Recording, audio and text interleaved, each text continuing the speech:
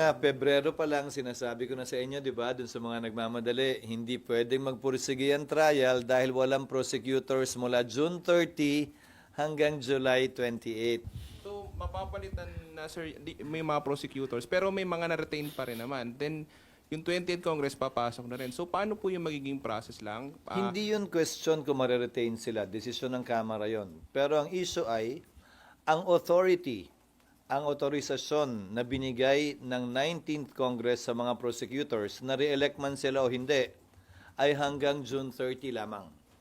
Kailangan bigyan sila ng panibagong otorisasyon ng Kongreso na magsilbi bilang pareho man o magkaibang prosecutors sa ilalim ng 20th Congress. So, sir, kailangan pa ng plenary action pag ganon.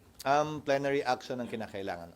So, basically, sir, walang prosecutors muna from June 30. Kaya nga, Pebrero pa lang, sinasabi ko na sa inyo, di ba, dun sa mga nagmamadali, hindi pwedeng magpursige ang trial dahil walang prosecutors mula June 30 hanggang July 28. Di ba, noon pa sinasabi na natin yan eh. Hindi naman pwedeng mag-trial na isang panig lang. So given yun, sabi kasi ni Attorney Bukoy, yung spoke sa House, magre-request po sila after nila mag-file ng reply dun sa answer ni VP Sara, magre-request sila sa impeachment court na mag-set na ng pre-trial date at ng trial date. Pwede ba yun? Hindi. Kasi kahit yung authorization ni Attorney Bukoy ay hanggang June 30 lamang. Mag-expire at maglalapse din yun. Ahente lamang siya, spokesperson lamang siya ng prosecution panel. So yung prosecution panel na mag-a-appear, ano ba siya? Spokesperson ba dito? Agent nga lang siya. Agent. Principal agent. No, spokesperson ba siya ng prosecution?